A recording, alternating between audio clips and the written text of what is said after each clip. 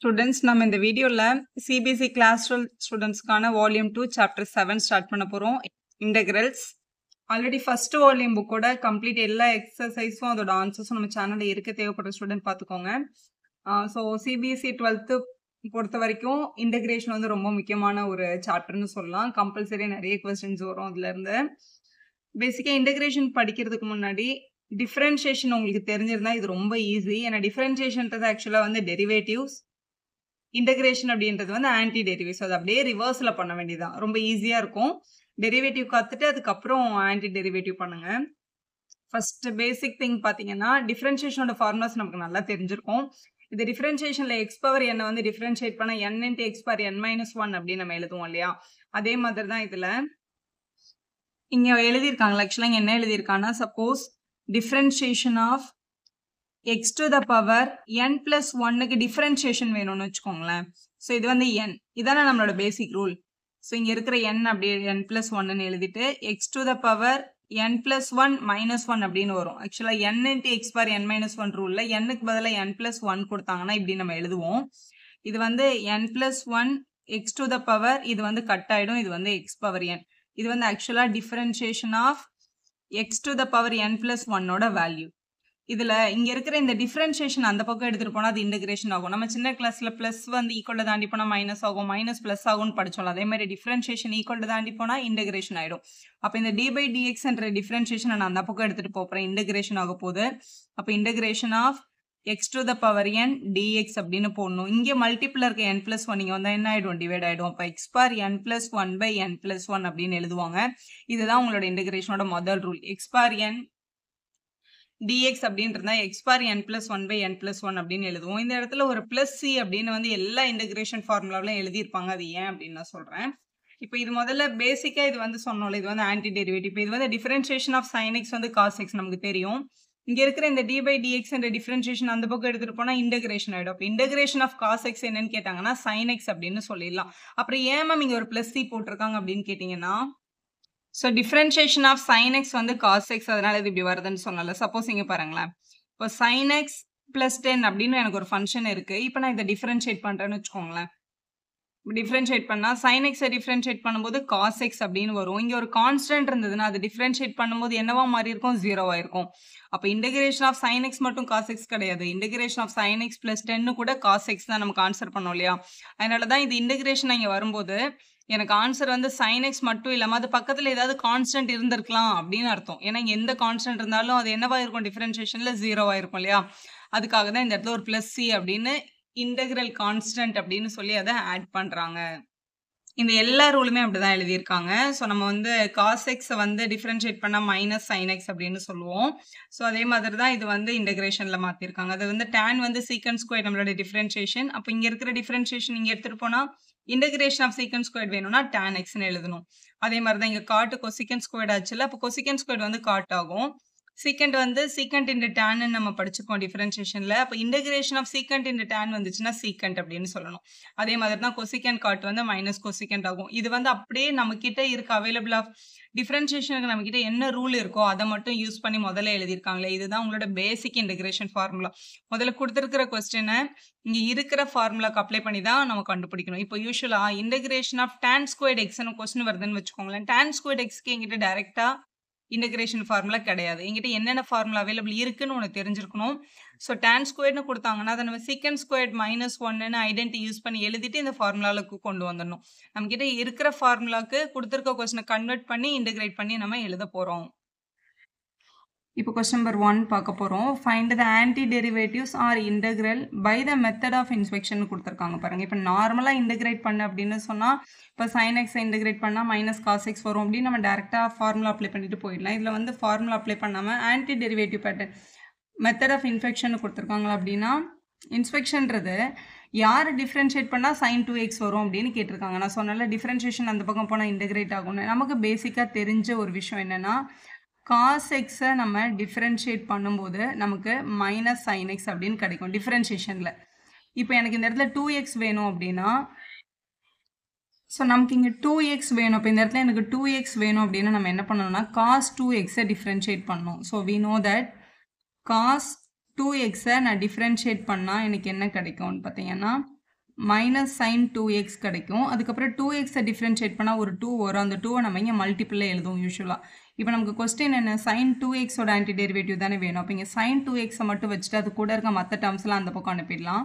அப்போ நான் சொல்லிக்கலாம் sine 2x is equal to sine 2x எனக்கு எப்போ கிடைக்கும், யாரை டிஃப்ரென்ஷியேட் பண்ணால் கரெக்டாக கிடைக்கும்னா இந்த மைனஸும் இந்த 2வும் இல்லாமல் இந்த -2 அப்படின்றது மல்டிப்பிள் இருக்குது. இந்த பக்கம் வந்தால் டிவிஷனுக்கு வந்துடும். அப்போ -1/2 ஆஃப் cos 2x அப்படின்னு நம்மக்கிட்ட இங்கே கொஸ்டின் இருக்குது. அதாவது -1/2 ஆஃப் cos 2xஐ வந்து நம்ம டிஃப்ரென்ஷியேட் பண்ணும்போது தான் நம்மளோட ஆன்சர் சரியாக sin 2x அப்படின்னு கிடைக்கும். ஏன்னா இவங்களை டிஃப்ரென்ஷியேட் பண்ணிட்டு வர 2வை கேன்சல் பண்ணி நெகட்டிவையும் கேன்சல் பண்ணால் இது வரும் அப்படின்னு அர்த்தம். அப்போ எக்ஸாக்டாக sin 2x வரணும்னா நம்ம இந்த டேர்மை தான் டிஃப்ரென்ஷியேட் பண்ணியிருக்கணும். அப்போ நம்ம சொல்லிடலாம் ஆன்டி டெரிவேட்டிவ் ஆஃப் இப்படி எழுதிடணும். ஆக்சுவலாக இதோட டிஃப்ரென்ஷியேஷன் வந்து இது ஆன்சர்னா இவங்களோட இன்டகிரேஷன் இது ஆன்சர்னு அர்த்தம். இதுக்கு பேர் தான் வந்து அவங்க கேட்டிருக்க இந்த மெத்தட் ஆஃப் இன்ஸ்பெக்ஷன். சரி மேம் நான் இப்படி பண்ணல, எங்கள் ஸ்கூலில் வந்து இப்படி தான் சொல்லி கொடுத்தாங்க, இதை நான் இங்கே மெத்தட் 2 அப்படின்னு எழுதுறேன். இதில் அவங்க மென்ஷன் பண்ணதுனால இது வரைக்கும் போர்டில் இப்படி மென்ஷன் பண்ணி அவங்க கேட்டதில்லை. இன்டெகிரல் ஃபைண்ட் த இன்டகிரேஷன் தான் கேட்பாங்க. அப்படி கேட்டால் என்ன தெரியுமா பண்ணணும், இதை தான் நிறைய ஸ்கூலில் இப்படி தான் சொல்லி கொடுத்துருப்பாங்க. இன்டகிரேஷன் ஆஃப் சைன் 2x உங்ககிட்ட கேட்குறாங்க. ஸோ இது வந்து வித் ரெஸ்பெக்ட் டு எக்ஸ்ன்றதுனால இங்கே இன்டகிரேஷன் சைன் போட்டு இங்கே dx போட்டுட்டு sin xோட integration value minus cos 2x அப்படின்னு டேரெக்டாக எழுதிடுவோம். அப்புறம் 2xலேருந்து ஒரு 2 வரும்ல, அந்த 2வை டிஃப்ரென்ஷியேஷனாக இருந்தால் மல்டிப்பிள் எழுதுவீங்கல்ல, இன்டகிரேஷனாக இருந்தால் டினாமினேட்டரில் எழுதிடுவீங்க. இப்படி எழுதிட்டு நம்ம ஆக்சுவலாக இங்கே ஒரு ப்ளஸ் சி அப்படின்னு நம்ம போடுவோம். இது நம்ம வந்து இன்ஸ்பெக்ஷன் மெத்தட் எழுதும்போது இது வந்து எக்ஸாக்டாக கிடைக்குது. அதனால நம்ம இதில் ப்ளஸ் சின்றதை இன்க்ளூட் பண்ணுறதில்ல. நார்மலாக இன்டகிரேஷன் எழுதுனா இங்கே ப்ளஸ் சி அப்படின்னு போடுவோம். ரெண்டும் ஒரே ஆன்சர் தான் கிடைக்குது பாருங்கள். இப்போ அடுத்த கொஸ்டின் வந்து cos 3x. So method of inspection use பண்ணி பண்ணணும். cos 3x எனக்கு ஆன்சரில் வரணும்னா அப்போ யாரை டிஃப்ரென்ஷியேட் பண்ணால் வரும், sin 3xஐ டிஃப்ரென்ஷியேட் பண்ணால் தான் cos 3x அப்படின்னு கிடச்சிருக்கும். அப்போ cos 3xன்னு எழுதிடலாம். அப்புறம் 3xஐ பண்ணால் ஒரு 3 வரும்ல, அந்த 3யை நம்ம இங்கே கண்டிப்பாக மல்டிப்பிளில் போடணும். எனக்கு cos 3x மட்டும் தானே வேணும். அப்போ இங்கே மல்டிப்பிளில் இருக்க 3 வேண்டாம், அதை இங்கே எடுத்துகிட்டு போனால் 1/3 ஆகிடும். இப்போ 1/3 டைம்ஸ் sin 3xோட டிஃப்ரென்ஷியேஷன் வேல்யூ தான் எனக்கு cos 3x அப்படின்னு கிடைக்கும் அப்படின்னு சொல்லிடலாம். ஆக்சுவலாக டெரிவேட்டிவ் ஆஃப் இந்த டேர்ம் தான் cos 3x. அப்போ cos 3xோட ஆன்டி டெரிவேட்டிவ் யாருன்னு கேட்டாங்கன்னா இதை தான் நம்ம எழுதணும். இப்படி தான் எடுத்து எழுதணும் நீங்கள். ஸோ இப்படி தான் நீங்கள் எழுதணும். இதுதான் வந்து மெத்தட் ஆஃப் இன்ஸ்பெக்ஷன். இதில் வந்து கொஸ்டின் நம்பர் 3 கேட்டிருக்காங்க. இதை நீங்கள் டேரெக்டாக இன்டகிரேட் பண்ணாலும் இதே ஆன்சர் தான் உங்களுக்கு வரும். நான் உங்கள் புக்கில் கேட்டிருக்க மெத்தடில் ஆன்சர் பண்ணுறதுக்காக நம்ம இந்த மாதிரி ஆன்சர் பண்ணுறோம். இப்போ e⁻2xன்னு இருக்குது மெத்தட் ஆஃப் இன்ஸ்பெக்ஷன் மெத்தடில், இதோட ஆன்டி டெரிவேட்டிவ். அடுத்து வந்து e⁻2x அப்படின்னு வந்திருக்கு கொஸ்டின். e⁻2x எனக்கு ஆன்சரில் வரும்னா யாரை டிஃப்ரென்ஷியேட் பண்ணணும்னு யோசிக்கணும். e⁻2xஐ டிஃப்ரென்ஷியேட் பண்ணாலே நமக்கு e⁻2x கிடைக்கும். e⁻2xஐ நான் டிஃப்ரென்ஷியேட் பண்ணுறேன், e⁻2xே வரும். அப்புறம் 2xஐ டிஃப்ரென்ஷியேட் பண்ணால் ஒரு 2 வரும்ல, அந்த 2வை நீங்கள் மல்டிப்பிளில் போடணும். நமக்கு e⁻2x மட்டும் ஆன்சர் வரும்னா யாரை டிஃப்ரென்ஷியேட் பண்ணியிருக்கணுன்றதான கேள்வி. அப்போ இந்த மல்டிப்பிளில் இருக்க 2 இங்கே வந்தால் என்ன ஆகிடும், டிவைட் ஆகிடும். 1/2 ஆஃப் e⁻2xஐ டிஃப்ரென்ஷியேட் பண்ணும்போது தான் நம்மளுக்கு e⁻2x அப்படின்னு கிடைக்கும். அப்போ e⁻2x வரதுக்கு காரணமான அந்த டெரிவேட்டிவ் யாரோ அவங்க தான் ஆன்டி டெரிவேட்டிவ். அப்போ இதான் என்னோட ஆன்டி டெரிவேட்டிவ். இப்படி எடுத்து எழுதிருங்க. ஸோ இப்படி எடுத்து எழுதிருங்க. அடுத்து வந்து கொஸ்டின் நம்பர் 4 பார்க்கலாம். கொஸ்டின் நம்பர் 4ல் நம்மக்கிட்ட ax + b the whole squared அப்படின்னு கொடுத்துருக்காங்க. இதோட ஆன்டி டெரிவேட்டிவை மெத்தட் ஆஃப் இன்ஸ்பெக்ஷனில் கண்டுபிடிக்க சொன்னாங்க. பேசிக்காக இது பார்க்க எக்ஸ் ஸ்கொயர்ட் மாதிரி இருக்குல்ல, இது ஃபுல்லாக எக்ஸ்ன்னு யோசிங்களா, எக்ஸ் ஸ்கொயர்ட் மாதிரி இருக்குது. எக்ஸ் ஸ்கொயர்ட் வந்து யாரை டிஃப்ரென்ஷியேட் பண்ணால் கிடைக்கும்னு யோசிங்க. எக்ஸ் கியூபை டிஃப்ரென்ஷியேட் பண்ணும்போது 3 × x ஸ்கொயர்ட் நம்ம எழுதியிருக்கோம். அதாவது டிஃப்ரென்ஷியேஷன் ஆஃப் எக்ஸ் கியூபை பண்ணும்போது நமக்கு 3 டைம்ஸ் எக்ஸ் ஸ்கொயர்ட்னு வரும். அப்போ எக்ஸ் ஸ்கொயர்ட் ஆன்சரில் வரணும்னா எக்ஸ் கியூபை தான் டிஃப்ரென்ஷியேட் பண்ணியிருப்பாங்க. அப்போ நம்ம யாரை டிஃப்ரென்ஷியேட் பண்ணணும்னா நீங்கள் மேலே டேஷும் போடலாம். ax + b the whole power 3ஐ டிஃப்ரென்ஷியேட் பண்ணும்போது தான் நமக்கு என்ன ஆன்சர் வரும்னா இது எக்ஸ் கியூப் மாதிரி இருக்குது, 3x ஸ்கொயர்னு எழுதிடலாம். 3x ஸ்கொயர் இப்படி எழுதிடலாம். அப்புறம் ஏஎக்ஸை டிஃப்ரென்ஷியேட் பண்ணால் ஒரு ஏ வரும்ல, அப்போ இங்கே ஒரு ஏவும் நீங்கள் போடணும்.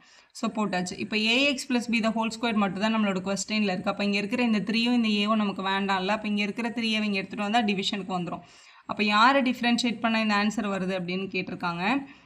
So ax + b the whole cube divided by 3a இவங்களை டிஃப்ரென்ஷியேட் பண்ணும்போது தான் நம்மளோட ஆன்சர் வந்து எக்ஸாக்டாக ax + b the whole square அப்படின்னு கிடைக்குது. அப்போ anti derivative of ax + b the whole square என்னென்னா இந்த டேர்ம் தான். ஸோ இப்படி எடுத்து எழுதி கம்ப்ளீட் பண்ணிடுங்க.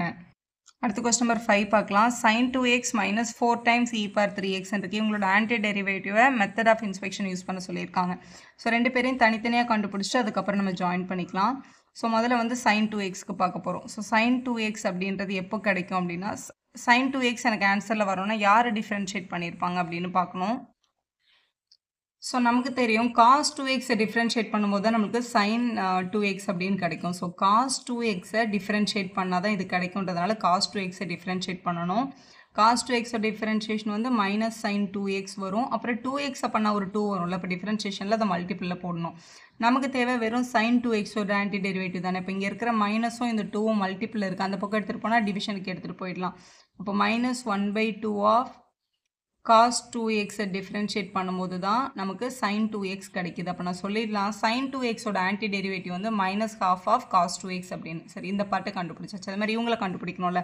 இந்த மைனஸ் அப்படியே நம்ம அங்கே எழுதிக்கலாம். இப்போ 4 × e 3x இவங்களோட வேல்யூ நமக்கு வேணும். இதை கண்டுபிடிக்கிறதுக்கு யூஸ்வலாக இப்போ e⁻3x அப்படின்றது வந்து நம்ம e⁻3x டிஃபரன்ஷியேட் பண்ணாலே கிடைக்கும். ஸோ இது 4ன்றது கோஎஃபிஷியன்ட் தான். e⁻3x ஃபைன் பண்ணால் இதை ஃபைன் பண்ணிடலாம்.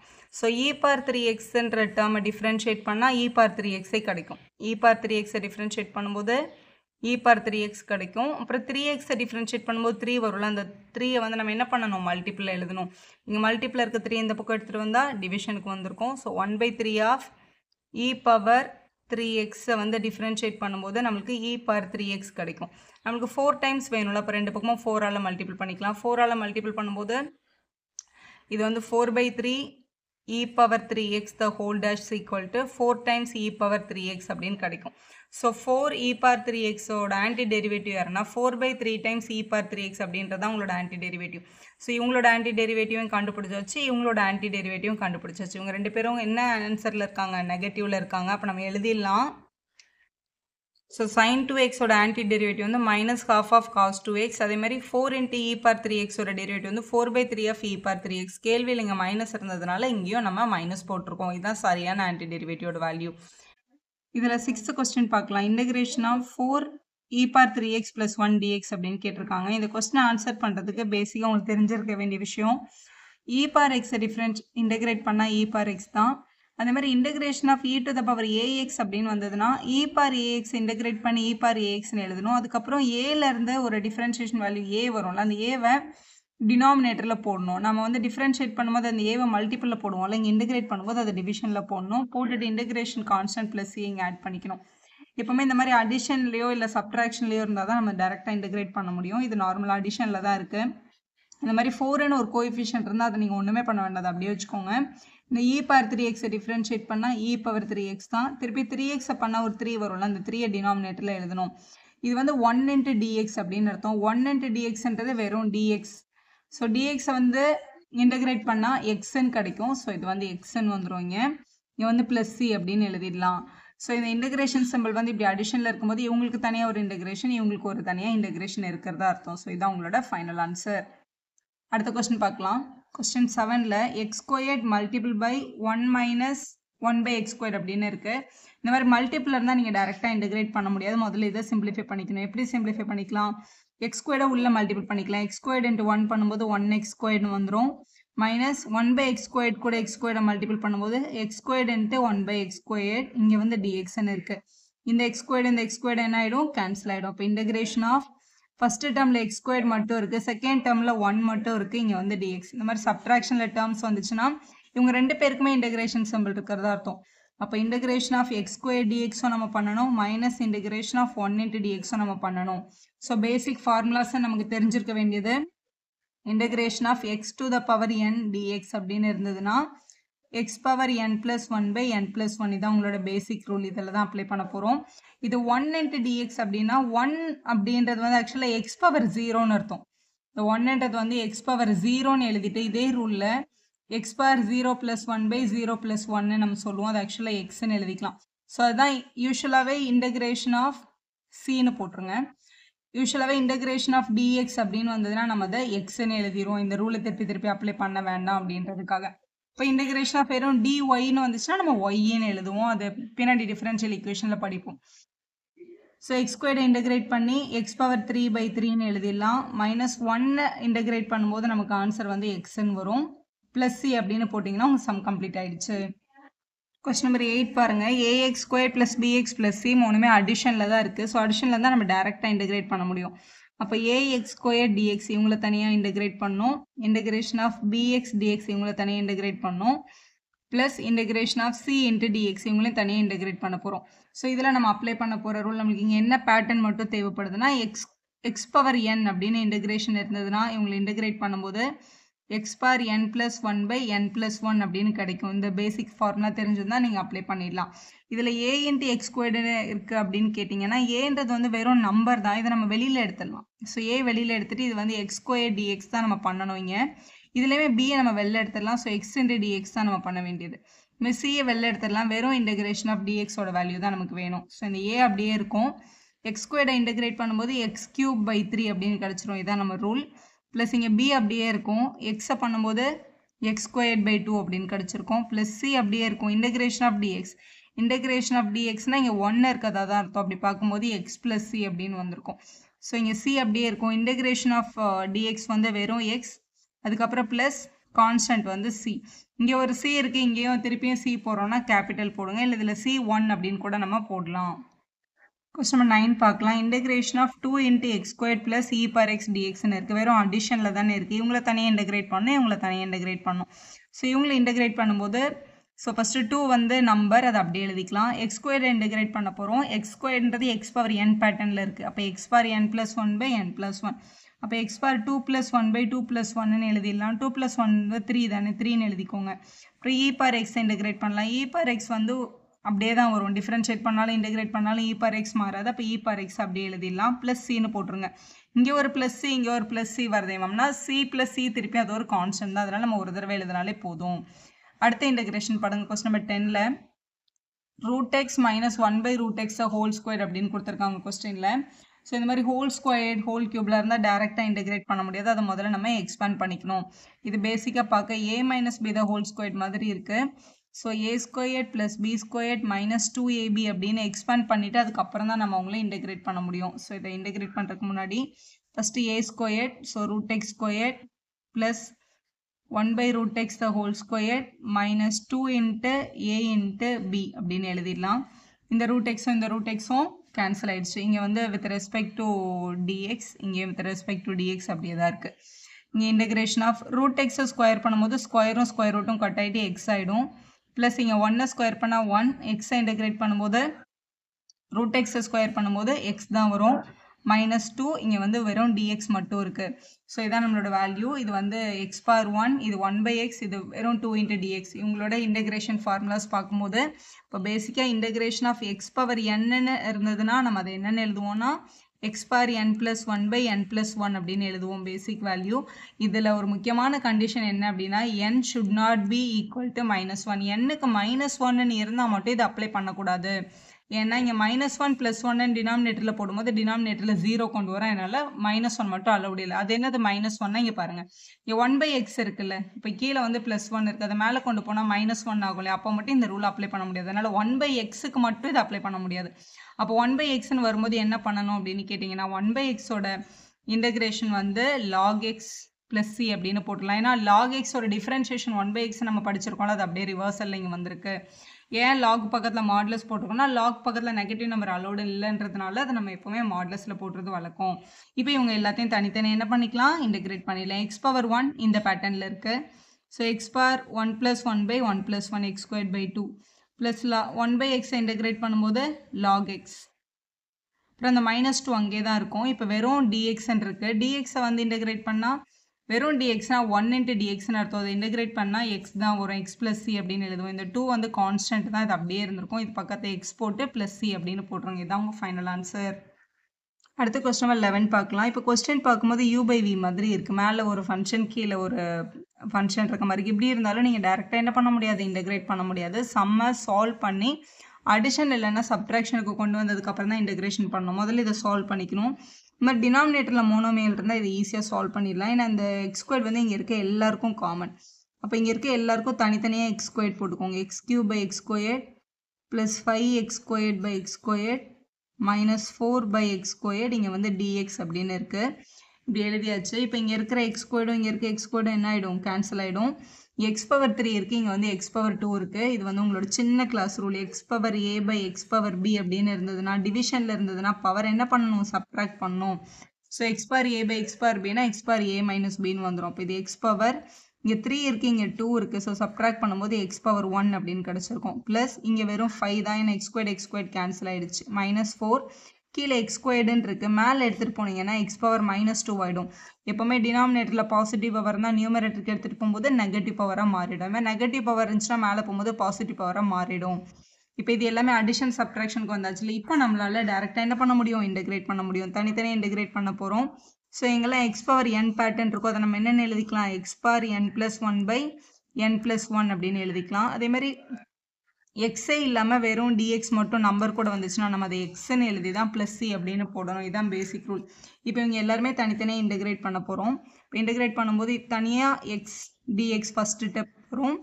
அடுத்து 5 dx இவங்களுக்கு தனியாக இன்டெகிரேட் பண்ணணும். அடுத்து ஒரு minus integration of 4 × x power -2 dx இவங்க எல்லாருக்கும் தனித்தனியாக இன்டெகிரேஷன் பண்ணணும். ஃபஸ்ட்டு எக்ஸை பண்ண போகிறோம்.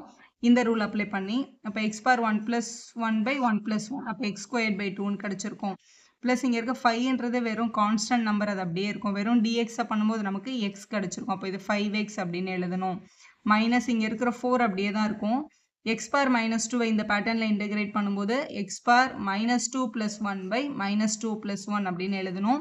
பக்கத்தில் இன்டெகிரேட்டிங் கான்ஸ்டன்ட் cன்றதை நம்ம எழுதிக்கலாம். ஸோ இதோட ஃபைனல் ஆன்சர்னு பார்க்கும்போது ஒரு x²/2 ப்ளஸ் ஒரு 5x -2 + 1 ஆட் பண்ணால் -1 கிடைக்குது. கீழேயும் -1 கிடைக்குது. இந்த மைனஸும் இந்த மைனஸை சேர்ந்து ப்ளஸ்ன்னு எழுதிக்கலாம். +4 x பவர் -1 + c அப்படின்னு கிடச்சிருக்கு. எனக்கு நெகட்டிவ்ல ஆன்சர் விட வேண்டாம் அப்படின்னா x²/2 + 5x + 4/x + c அப்படின்னு எழுதி சம்ம கம்ப்ளீட் பண்ணிக்கலாம்.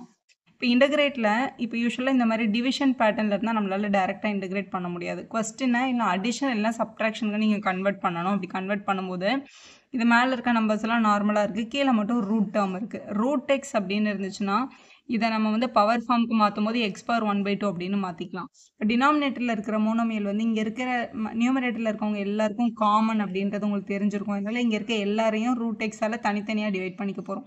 அப்போ x³ ரூட் எக்ஸை நம்ம எப்படி எழுதிக்கலாம், எக்ஸ் பவர் 1/2 அப்படின்னு எழுதிக்கலாம். Plus 3x/x power 1/2 plus 4/x power 1/2 அப்படின்னு எழுதிக்கலாம். இங்கே வந்து dx எழுதியாச்சா.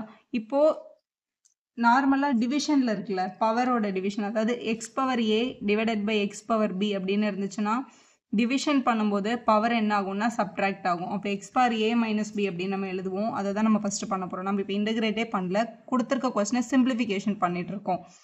X power 3 - 1/2 plus 3 × x power மேலே இங்கே எதுவும் இல்லைன்னா 1 போட்டுக்கோங்க. 1 - 1/2 ப்ளஸ் 4 கீழே ஒரே ஒரு எக்ஸ் தான் இருக்குது, மேலே எடுத்துகிட்டு போகும்போது -1/2 ஆகிடும். டினாமினேட்டரில் இருக்க பவர் மேலே எடுத்துகிட்டு போகும்போது சிம்பிள் மாறிடும். இப்படி எழுதிக்கலாம். இப்போ 3 - 1/2 அப்படின்னு இருக்குது. இப்போ 3 - 1/2 மைனஸ் பண்ணணும்னா இங்கே டினாமினேட்டரில் 1 போட்டுக்கணும். இப்போ 3 2s are 6 - 1 1s are 1 /2. அப்போ வேல்யூ என்ன கிடைக்குது, 5/2ன்னு வருது. அதே மாதிரி இங்கே 1 - 1/2னா 1ல் ஹாஃபை மைனஸ் பண்ணால் ஹாஃப் தான் மேம் எனக்கு தெரியும்னா நீங்கள் டேரெக்டாக எழுதிக்கோங்க. இல்லைனா இங்கே ஒரு 1 போட்டு எல்சிஎம் எடுத்து பாருங்கள். 2 1s are 2 1 1s are 1/2. அப்போ 1/2ன்னு கிடைக்குதுல, அப்போ இங்கே 1/2 தான் போடணும். ஸோ இது மாதிரி மைனஸ் பண்ணிக்கலாம். இப்போ x - 3 - 1/2 பண்ணும்போது நமக்கு 5/2ன்னு கிடச்சிது. Plus 3 × x to the power 1 - halfன்னு கிடச்சிது. ப்ளஸ் 4 இது வந்து ஒரே ஒரு டேர்ம் தான் இருந்துச்சு, அதனால இது அப்படியே இருக்குது dx. இப்போ எல்லாமே நார்மல் அடிஷன் சப்ட்ராக்ஷனுக்கு வந்தாச்சா. இப்போ நம்ம ரூல் அப்ளை பண்ணிக்கலாம். நம்மளோட இன்டெகிரேஷன் ரூல் என்னது, எக்ஸ் பவர் n dxன்னு இருந்துச்சுன்னா இவங்களை இன்டெகிரேட் பண்ணும்போது எக்ஸ் பவர் n+1/n+1 அப்படின்னு கிடைக்கும். ப்ளஸ் c நம்ம போடணும் இன்டெகிரேட்டிங் கான்ஸ்டன்ட். ஸோ இங்கே இப்போ இன்டெகிரேஷன் பண்ணலாம். இன்டெகிரேஷன் சிம்பிளை எடுத்துடணும் நீங்கள் இன்டெகிரேட் பண்ணும்போது. அப்போ எக்ஸ் பவர் n-க்கு பதிலாக 5/2 இருக்குது. 5/2 + 1/5/2 + 1 அப்படின்னு வரும். ப்ளஸ் இந்த 3 அப்படியே இருக்கும். எக்ஸ் பவர் 1/2 + 1/1/2 + 1 அப்படின்னு எழுதணும். ப்ளஸ் 4 அப்படியே இருக்குது. எக்ஸ் டு த பவர் இங்கே -1 இருக்குது. -1/2 + 1/-1/2 + 1 அப்படின்னு எழுதிக்கலாம். இங்கே ஒரு ப்ளஸ் c அப்படின்னு எழுதிருங்க. எப்போவுமே இன்டெகிரேஷன் பண்ணதுக்கப்புறம் இன்டெகிரேஷன் சிம்பிள் இந்த dxம் வராது, ப்ளஸ் cன்றது தான் நீங்கள் இன்க்ளூட் பண்ணியிருக்கணும். ஜஸ்ட் இவங்களை ஆட் அண்ட் சப்ட்ராக்ட் பண்ணால் நமக்கு ஆன்சர் கண்டுபிடிச்சிடலாம். 5/2 + 1 வந்து பண்ணணும், ரஃப்பில் பண்ணிக்கோங்க. 5/2 + 1 இது வந்து ஒரு மிக்ஸ்டு ஃப்ராக்ஷன் மாதிரி கூட நீங்கள் பண்ணலாம். 2 1s are 2 2 + 5 வந்து 7/2ன்னு எழுதலாம். ஏன்னா இங்கே by 1 போட்டாலும் 1 5s are 5 2 1s are 2 தான் வரும். அப்போ நமக்கு 7/2 தான் கிடைக்கும். இங்கே 1/2 + 1 தேவைப்படுது. 1/2 + 1 ஆட் பண்ணும்போது இங்கே by 1 எடுத்தீங்கன்னா 1 2s are 2, இங்கே 1 1s are 1. ஸோ 2 + 1 3/2 அப்படின்னு நமக்கு கிடச்சிருக்கும். அப்போ இது x^7/2 அப்படின்னு இருக்கு. ப்ளஸ் 3 அப்படியே இருக்கும். இது x^3/2 ப்ளஸ் இங்கே 4 அப்படியே இருக்கும். x⁴ இது 1ல் ஹாஃபாக மைனஸ் பண்ணால் ஹாஃப் தான். இல்லை இந்த மாதிரி எல்சிஎம் எடுத்தோம் நீங்கள் மைனஸ் பண்ணலாம். ஸோ ப்ளஸ் ஹாஃப்னு வந்துடும். ஏன்னா பெரிய நம்பர் சைன் ப்ளஸில் இருக்குது. டினாமினேட்டர்லேயும் ஹாஃப் ப்ளஸ் சி. டினாமினேட்டரில் இந்த மாதிரி ஃப்ராக்ஷன் இருந்தால் மேலே கொண்டு போயிடுங்க. 7/2 மேலே கொண்டு போனால் 2/7. அப்போ 2/7 டைம்ஸ் x⁴7/2 ப்ளஸ் இங்கே 3/2க்கு மேலே எடுத்துகிட்டு போனால் 2/3 ஆகும். இங்கே ஆல்ரெடி ஒரு 3 இருக்கிறதுனால 6/3 அப்படின்னு கிடச்சிருக்கும். x⁴3/2 ப்ளஸ் இங்கே ஒரு 4 இருக்குது. 1/2 மேலே எடுத்துகிட்டு போனால் 2/1 ஆகும். அப்போ 8x⁴1/2 ப்ளஸ் சி அப்படின்னு எழுதிக்கலாம். ஸோ இப்படி கிடச்சிருக்கு. இதில் இந்த 3 6 மட்டும் நம்ம என்ன பண்ணிக்கலாம், கேன்சல் பண்ணி 2ன்னு எழுதிக்கலாம். ஸோ இதான் உங்கள் ஃபைனல் ஆன்சர். இந்த கொஸ்டின் பாருங்கள். இது வரைக்கும் நம்ம பார்த்த கொஸ்டின் எல்லாம் டினாமினேட்டரில் மோனோமியல் சிங்கிள் டேர்ம் இருந்தது. ஸோ நம்ம ஈஸியாக எல்லாருக்கும் தனித்தனியாக ஸ்ப்ளிட் அப் பண்ணி சால்வ் பண்ணுறோம். ஆனால் இங்கே கீழே வந்து பைனாமியல் இருக்குது. ஸோ நியூமரேட்டரில் இருக்க கொஸ்டினை ஃபேக்டரைஸ் பண்ணிவிட்டு கீழே இருக்க டேர்மோட கேன்சல் ஆகுதான்னு பார்த்து கேன்சல் பண்ணிவிட்டு சிம்பிளிஃபை பண்ணிட்டு தான் இன்டெகிரேஷன் பண்ணணும். முதல்ல இந்த நியூமரேட்டரை மட்டும் நான் எடுத்துக்கிறேன். x³ - x² + x - 1. இதில் முதல் 2 டேர்மில் என்ன காமனாக இருக்குது, x² காமனாக இருக்குது. வெளியே எடுத்துட்டோன்னா இங்கே ஒரு x, இங்கே -1. இவங்க 2 பேர்கிட்டையும் எதுவுமே காமனாக இல்லைனா +1 வெளில எடுத்துக்கணும். அப்போ x - 1 வரும் ப்ராக்கெட்டில். இப்போ திருப்பி இங்கே ஒரு x - 1 இருக்குது, இங்கே ஒரு x - 1 இருக்குது. அது வெளியில் எடுத்துடலாம். இங்கே ஒரு x², இங்கே ஒரு +1 இருக்குது. அப்போ x² + 1 அப்படின்னு எழுதிக்க முடியும். இப்படி கிடைக்கிது கொஸ்டின். இப்போ நம்மளோட கொஸ்டினில் இந்த நியூமரேட்டரை எடுத்துகிட்டு அதுக்கு பதிலாக x - 1 x² + 1ன்றதை எழுதிக்கலாம். ஏன்னா நியூமரேட்டர் மட்டும் தான் நம்ம சால்வ் பண்ணியிருக்கோம். x - 1 x² + 1 டினாமினேட்டரில் x - 1ன்னு இருக்குது. இங்கே dxன்றது நம்மளோட கொஸ்டின். இந்த x - 1 இந்த x - 1 என்ன ஆயிருக்கும், கேன்சல் ஆயிருக்கும். அப்போ நம்மளோட கொஸ்டின் வந்து எப்படி வந்திருக்குன்னு பாருங்கள். இன்டகிரேஷன் ஆஃப் x² + 1 இங்கே dxன்னு இருக்குது. இப்போ இது x⁴n மாதிரி இருக்குது. x⁴nோட இன்டகிரேஷன் நம்ம என்னன்னு பார்த்துட்ருக்கோம். x⁴n dxன்னு வந்தாலே இன்டகிரேட் பண்ணால் x⁴n + 1/n + 1 + c அப்படின்னு எழுதணும். ஸோ இங்கே x² இன்டகிரேட் பண்ணுறதுனால நமக்கு என்ன கிடைக்கும், x⁴3/3ன்னு கிடைக்கும். ப்ளஸ் இது 1 × dx, அதாவது 1 × dx இன்டகிரேட் பண்ண எப்போவுமே x தான் வரும். அதனால் இங்கே 1 × dx பண்ணும்போது xன்னு போட்டு பக்கத்தில் ஒரு +c அப்படின்னு போட்டிங்கன்னா அதான் உங்களோட கரெக்டான ஆன்சர். அடுத்து 14th question integration of 1 - x √x அப்படின்னு இருக்குது. ஸோ நம்ம பார்த்தோம் √x அப்படின்றத நம்ம எப்படி எழுதிக்கலாம், x⁴1/2 அப்படின்னு எழுதிக்கலாம். அதான் இங்கே எழுதிக்க போகிறோம் ஃபஸ்ட்டு. இப்போ √x உள்ளே மல்டிபிள் பண்ண போகிறோம். √x × 1 √xன்னு வரும். √x எப்படி எழுதிக்கலாம். மைனஸ் இங்கே ஒரு x⁴1 இருக்குது. √x மல்டிபிள் பண்ணும்போது x⁴1/2 அப்படின்னு கிடச்சிருக்கும். இவங்க மல்டிபிள் இருக்கிறதுனால உங்களை என்ன பண்ணிடலாம்னா ஆட் பண்ணிடலாம். x⁴a × x⁴bன்னு கொஸ்டின் இருந்ததுன்னா x⁴a + bன்னு சொல்லி அதை என்ன பண்ணிவிடுவாங்க, ஆட் பண்ணிவிடுவாங்க. அப்போ இங்கே x⁴1ம் x⁴1/2வும் இருக்குது. x⁴1 × x⁴1/2 அப்படின்னும் போது x⁴1 + 1/2ன்னு வந்துடும். ஸோ இதை ஆட் பண்ணும்போது 2 1s are 2, 2 + 1 3/2. இப்போ இன்டகிரேஷன் ஆஃப் இது 1/2, இது இன்டகிரேஷன் ஆஃப் 3/2. ஏன்னா உங்கள் 2 பேரையும் ஆட் பண்ணியாச்சு பவரை dx. இப்போ இதுதான் நம்மளோட கொஸ்டின். நம்ம இன்னும் இன்டகிரேஷனே ஸ்டார்ட் பண்ணல. இப்போ தான் இன்டகிரேட் பண்ண போகிறோம். இது பார்க்க எப்படி இருக்குது, x⁴n மாதிரி இருக்குது. x⁴nோட இன்டகிரேஷன் வந்து எல்லா சம்லேயும் அது அப்ளை ஆகிட்டே வருது. x⁴n + 1/n + 1 அப்படின்றது தான் உங்களோட ரூல். அதான் நம்ம இங்கே அப்ளை பண்ண போகிறோம். ஸோ x⁴1/2ன்னு இருக்குது. ஸோ இது வந்து ப்ராக்கெட் போட்டுருங்க. x⁴1/2 + 1/1/2 + 1 அப்படின்னு கிடச்சிரும். மைனஸ் x⁴3/2 + 1/3/2 + 1 அப்படின்னு எழுதிடலாம். ப்ளஸ் சி அப்படின்னு போட்டுருங்க. இன்டகிரேட் பண்ணதுக்கப்புறம் இன்டகிரேஷன் சிம்பிள் போடக்கூடாது, dx போடக்கூடாது. அதுக்கு பதிலாக நம்ம என்ன தான் போடணும், ப்ளஸ் சி அப்படின்னு எழுதணும். ஸோ x⁴ 1/2 1 ஆட் பண்ணால் 2 1s are 2, 2 + 1 3/2 அப்படின்னு வரும். டினாமினேட்டர்லேயும் 3/2 தான். மைனஸ் இங்கே 2 1s are 2, 2 + 3 5/2ன்னு வரும். இப்போ x⁴5/2/5/2 இங்கே ஒரு ப்ளஸ் சி இருக்குது. 3/2 மேலே எடுத்துகிட்டு போனால் 2/3 ஆகிடும்ல. அப்போ 2/3 டைம்ஸ் x⁴3/2 மைனஸ் இங்கே 5/2 மேலே எடுத்துகிட்டு போனால் 2/5 ஆகிடும். x⁴5/2 + c அப்படின்னு போடணும். இதான் உங்களோட final answer. Integration of √x multiple by 3x² + 2x + 3 times dx அப்படின்னு கேட்டிருக்காங்க கொஸ்டினில். இந்த மாதிரி இருந்ததுன்னா முதல்ல யூஸ்வலாக மல்டிபிள் எப்படி இருந்ததுன்னா டேரெக்டாக நம்மளால் என்ன பண்ண முடியாது, இன்டகிரேட் பண்ண முடியாது. அதாவது வித்தியாசமாக 2 ஃபங்க்ஷன் மல்டிபிளாக இருந்தால் பண்ணலாம். ஒரு ட்ரிக்னாமெண்ட்ரியும் ஒரு அல்ஜிப்ராவும் இல்ல ஒரு எக்ஸ்போனென்ஷியல் ஃபங்ஷன் ஒரு லாக் ஃபங்ஷன் இருந்தா இந்த மாதிரி ரெண்டுமே ஒரே ஃபங்ஷன்ல மல்டிபிள் இருந்தா நம்மளால இன்டகிரேட் பண்ண முடியாது. அப்ப இதை முதல்ல சால்வ் பண்ணி சிம்பிளிஃபை பண்ணிக்கணும். அதுக்கப்புறம் தான் இன்டகிரேஷன் பண்ணணும். ரூட் எக்ஸ் அப்படின்னா அது பேசிக்கா X into X to the power 1/2 அப்படின்னு நம்ம எழுதிக்கலாம். இங்க வெளியில வந்து ரூட் எக்ஸ் வந்து மல்டிபிள் இருக்கிறதுனால இதை உள்ள மல்டிபிள் பண்ணிக்க போறோம். ஸோ இப்படி கிடைச்சிரும் நமக்கு. ஸோ இது வந்து எக்ஸ் பார் 1/2ன்னு எடுத்துக்கோங்க. இதை உள்ள எடுத்துட்டு போகும்போது x power 1/2 multiple by 3x square first term. இவங்க கூட மல்டிபிள் பண்ணும்போது x power 1/2 multiple by 2x plus 3x to the power 1/2 இங்க வந்து dxன்னு இருக்கு. முதல்ல சிம்பிளிஃபை பண்ணிட்டு அதுக்கப்புறம் இன்டகிரேட் பண்ணலாம். எக்ஸ் டு த பவர் இங்க இந்த 3 அப்படியே இருக்கட்டும். இது எக்ஸ் பவர் 1/2 இது வந்து எக்ஸ் பவர் 2. அதாவது x power a multiple by x power பின்னு இருந்துச்சுன்னா x power a plus b அப்படின்னு நம்ம எழுதுவோம் எக்ஸ்போனன்ட் ரூல்ல. இப்போ எக்ஸ் பவர் 2 பிளஸ் 1/2 அப்படின்னு எழுதிக்கலாம். பிளஸ் இங்க இருக்க இந்த 2 அப்படியே தான் இருக்கும். எக்ஸ் டு த பவர் இது ஒரு 1 இது ஒரு 1/2 மல்டிபிள் இருக்கிறதுனால பவர் என்ன ஆயிடும் ஆட் ஆயிடும். பிளஸ் 3 இதுல வந்து ஒரே ஒரு எக்ஸ் டேர்ம் தான் இருக்கு. இது அப்படியே இருக்கட்டும். இங்க வித் ரெஸ்பெக்ட் டு டிஎக்ஸ் இருக்கு. இப்போ நம்ம இன்டகிரேட் பண்ணல சிம்பிளிஃபை தான் பண்ணிட்டு இருக்கோம். 3 டைம் எக்ஸ் 2 பிளஸ் 1/2 அப்படின்னு இருக்குல்ல.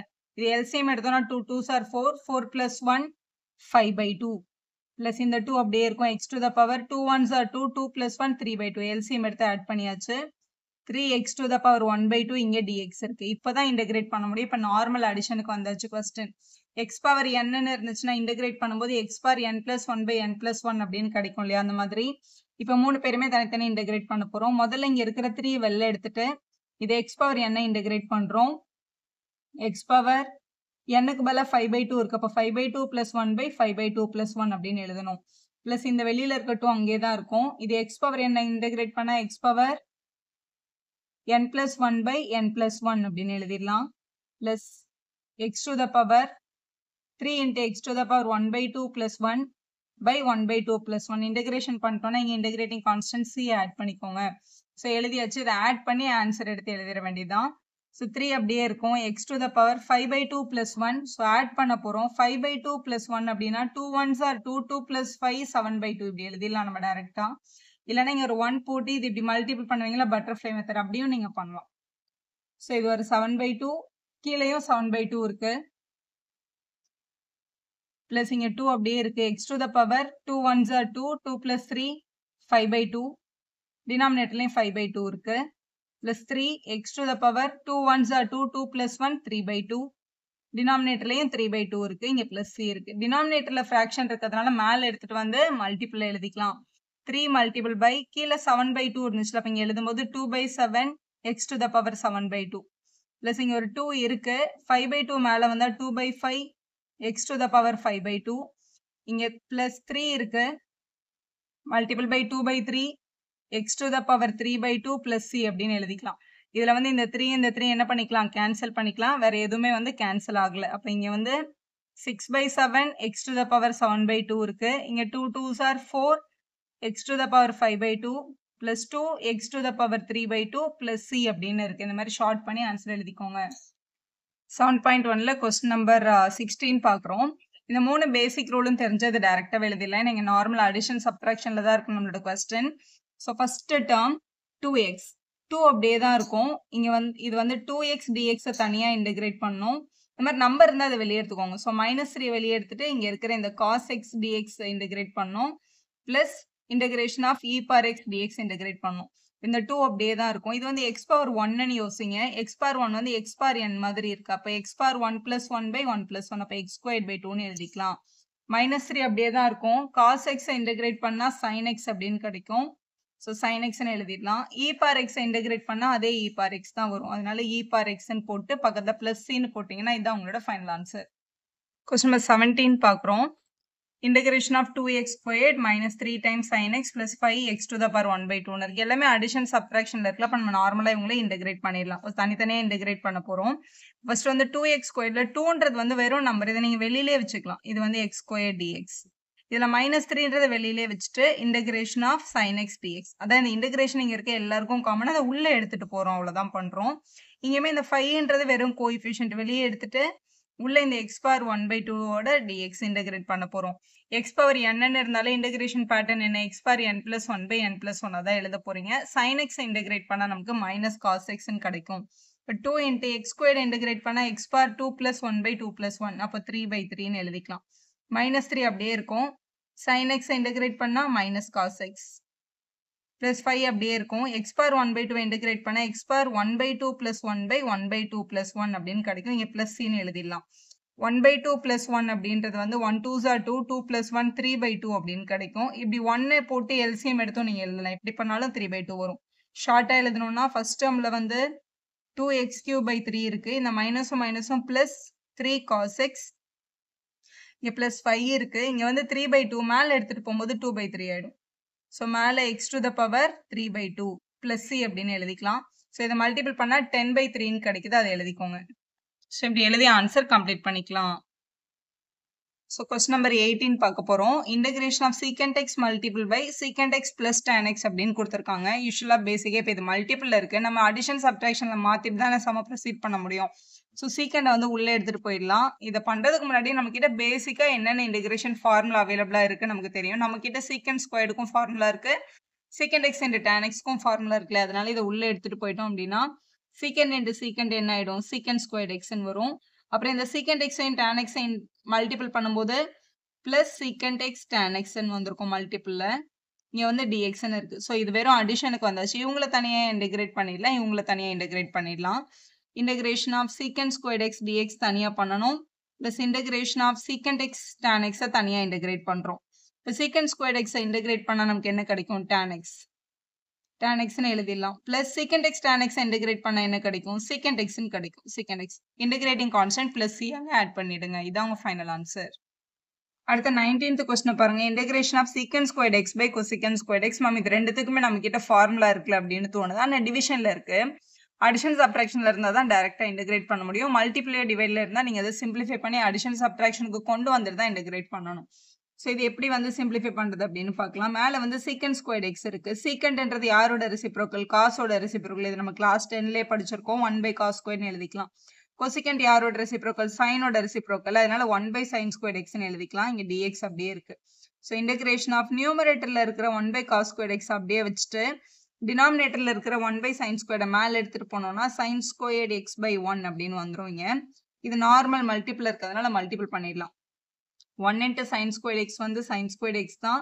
கீழே 1 into cos squared x வந்து cos squared x dx இருக்கு. இப்பவும் இது டிவிஷன்ல தான் இருக்கு. ஆனா sin squared by cos squared நமக்கு என்னன்னு தெரியும், tan squared x ன்னு தெரியும். So tan squared x dx அப்படின்னு கிடைச்சிருக்கு. இப்போ tan squaredக்கு ஃபார்முலா அப்ளை பண்ணிடலாம். ஆனா tan squaredக்கு நம்ம கிட்ட ஃபார்முலா இல்ல இல்லையா. ஆனா சின்ன கிளாஸ்ல நம்ம படிச்ச ஒரு formula 1 plus tan squared x அப்படின்றது வந்து சீக்கண்ட் ஸ்கொயர்ட் ஐடென்டிட்டின்னு சொல்லுவோம் நம்ம இதை. ஸோ tan ஸ்கொயர்டை வந்து இன்னொரு பேட்டர்ன்ல எழுதணும்னா இந்த +1 அந்த பக்கம் எடுத்துட்டு போய் ஸோ எங்கேயாவது tan ஸ்கொயர்ட் எக்ஸ்ன்னு வந்ததுன்னா அதை நம்ம என்னன்னு எழுதிக்கலாம், சீக்கண்ட் ஸ்கொயர்ட் எக்ஸ் -1 அப்படின்னு எழுதிக்கலாம். ஏன் அப்படி எழுதுறோம்னா நமக்கு தெரியும் சீக்கண்ட் ஸ்கொயர்ட் எக்ஸுக்கு இன்டகிரேஷன் ஃபார்முலா டைரக்டா இருக்கு. ஸோ சீக்கண்ட் ஸ்கொயர்ட் எக்ஸை வந்து இன்டகிரேட் பண்ணா நமக்கு tan x அப்படின்னு கிடைக்கும். ஸோ அதை பண்ணிடலாம் நம்ம. ஸோ tan ஸ்கொயர்ட் எக்ஸை டைரக்டா இன்டகிரேட் பண்ண முடியாததுனால இதை வந்து நம்ம என்னன்னு எழுதிக்கிறோம்னா சீக்கண்ட் ஸ்கொயர்ட் எக்ஸ் -1 dx அப்படின்னு எழுதிட்டு இவங்க ரெண்டு பேரையும் தனித்தனியாக இன்டகிரேட் பண்ண போறோம். So integration of secant squared x dxன்றது ஒரு டேர்மாவும் இந்த 1 into dx தனியாகவும் இன்டகிரேட் பண்ணணும். சீக்கண்ட் ஸ்கொயர்ட் எக்ஸோட இது என்னது, tan x. ஸோ இதை இன்டகிரேட் பண்ணா tan xன்னு வந்திருக்கும். இப்போ வெறும் dx இன்டகிரேஷன் ஆஃப் dx என்னன்னு கேட்டா xன்னு போட்டு பிளஸ் c நம்ம போடுவோம் இல்லையா. ஸோ இது dx தான். ஸோ இது xன்னு வந்துடும். பக்கத்துல ஒரு பிளஸ் c அப்படின்னு எழுதிட்டீங்கன்னா அதுதான் உங்களோட இன்டகிரேஷனோட சரியான answer. Question 20ல integration of 2 minus 3 times sin x over cos squared x dx அப்படின்னு கொடுத்திருக்காங்க கொஸ்டின்ல. இப்போ பேசிக்கா இன்டகிரேஷன்னா இப்படி டிவிஷன்ல டைரக்டா வச்சு நம்ம இன்டகிரேட் பண்ண முடியாது. நமக்கு தெரிஞ்ச ஃபார்முலாஸ் நம்ம கிட்ட என்ன அவைலபிள் இருக்கு அப்படின்னு பாத்தீங்கன்னா சீக்கண்ட் ஸ்கொயர்ட் எக்ஸை வந்து நம்ம வந்து இன்டகிரேட் பண்ணா tan x கிடைக்கும். Secant x into tan x வந்து சீக்கண்ட் எக்ஸ் நம்மளால இன்டகிரேட் பண்ணி எழுத முடியும். ஸோ கொடுத்திருக்க கொஸ்டினை சிம்பிளிஃபை பண்ணிக்கலாம். முதல்ல இன்டகிரேஷன் ஆஃப் ஸோ இப்போ இந்த cos squared x-ஐ 2க்கு தனியா 3 sin x தனியா இப்படி பிரிச்சுக்கலாம் நம்ம. ஸோ இது வந்து 2/cos squared x அப்படின்னு கிடைக்கும்.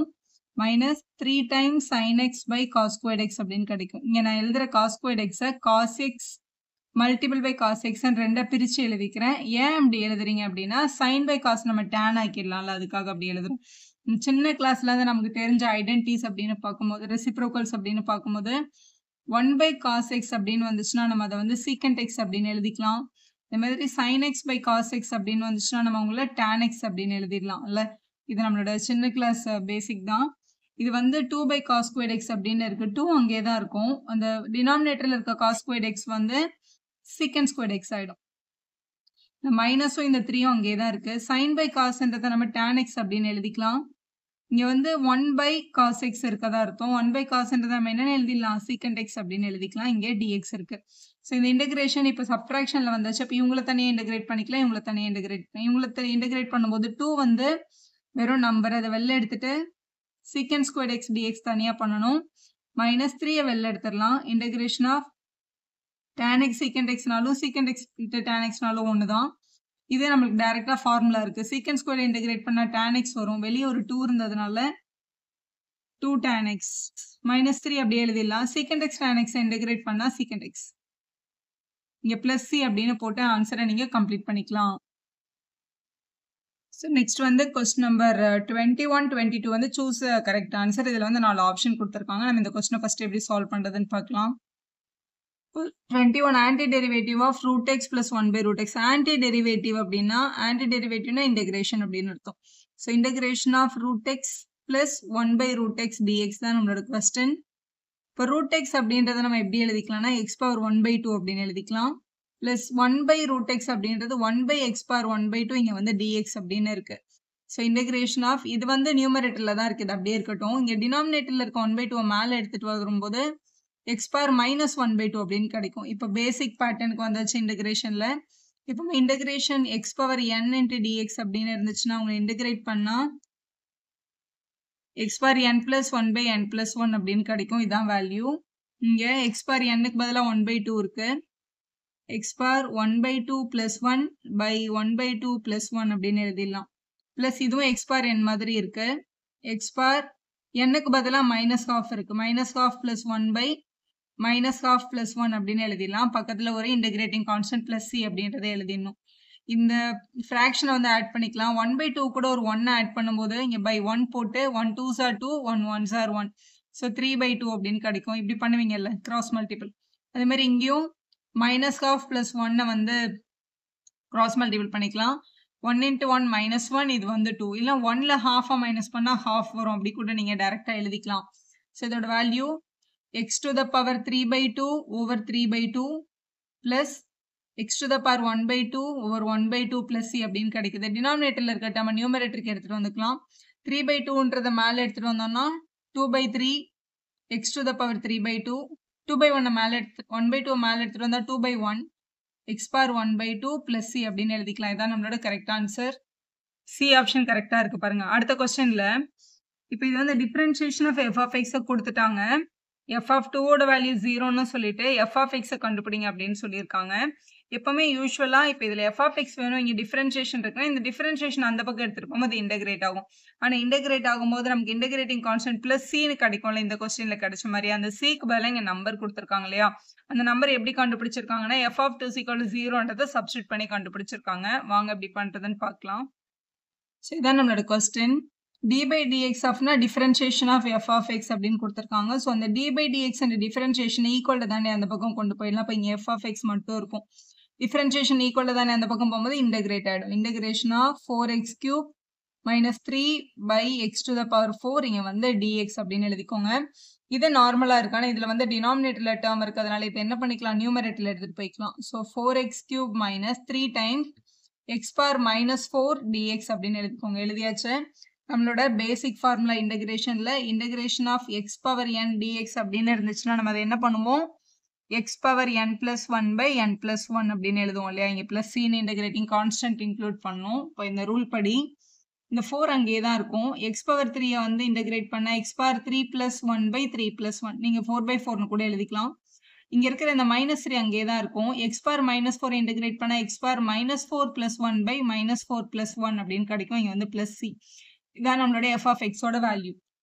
ஸோ இதோட ஆன்சர் பார்த்தீங்கன்னா 4 into x power 4 by 4 -3 x to the power -3 by -3 plus c அப்படின்னு கிடைக்குது. இந்த 4 இந்த 4 கேன்சல் ஆகிடும். ஆக்சுவலாக இந்த 3 இந்த 3 கூட கேன்சல் ஆகிருக்கும். இப்போ இந்த ரிமைனிங் இருக்கிற ஆன்சரில் f of x is equal to first term x power 4, இந்த மைனஸும் சேர்ந்தா ப்ளஸ் ஆகிடும். எக்ஸ் பார் -3ன்னு இருக்குது. ஸோ டினாமினேட்டருக்கு எடுத்துகிட்டு வந்தால் எக்ஸ் பார் +3 plus cன்னு கிடைக்குது. இதுதான் எஃப் ஆஃப் எக்ஸ். கொஸ்டின்ல ஆன்சர் ஆப்ஷன்ல இந்த சிஏ குடுக்கல. அதுக்கு பதிலா நம்பர் குடுத்திருக்காங்க. அத கண்டுபிடிக்கிறதுக்கான ஹிண்ட் பாருங்க. f of 2 is equal to 0 அப்படின்னு குடுத்திருக்காங்க. சோ கொஸ்டின்ல given என்ன குடுத்திருந்தாங்கன்னா f of 2 is equal to 0 அப்படின்னு குடுத்திருந்தாங்க கொஸ்டின்ல. சோ இங்க f of x என்ற ஈக்குவேஷன்ல x ஓட பிளேஸ்ல 2 சப்ஸ்டிட்யூட் பண்ணிக்கணும். அப்ப இந்த இடத்துல என்ன கிடைக்கும்? 2 power 4 plus 1 by 2 power 3 plus c equal to 0 ன்னு எழுதிடலாம். அதான் f of 2 is equal to 0 ன்னு கொஸ்டின்ல கொடுத்திருந்தாங்களே அதனால. இங்க வேல்யூன்னு பார்க்கும்போது 2 power 4னா 2 into 2 into 2 into 2 பண்ணா 16 கிடைக்குது. பிளஸ் இது வந்து 1/8 இங்க வந்து plus c is equal to 0. இதை வந்து இங்க by 1 ன்னு எழுதிக்கலாம்.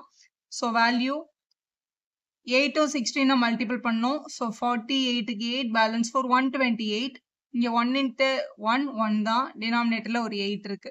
Plus c is equal to 0. இது 129/8 பிளஸ்ல இருக்கு. அந்த பக்கம் எடுத்துட்டு போனா மைனஸ் ஆயிடும். ஸோ மைனஸ் 129/8 அப்படின்னு கிடைக்குது.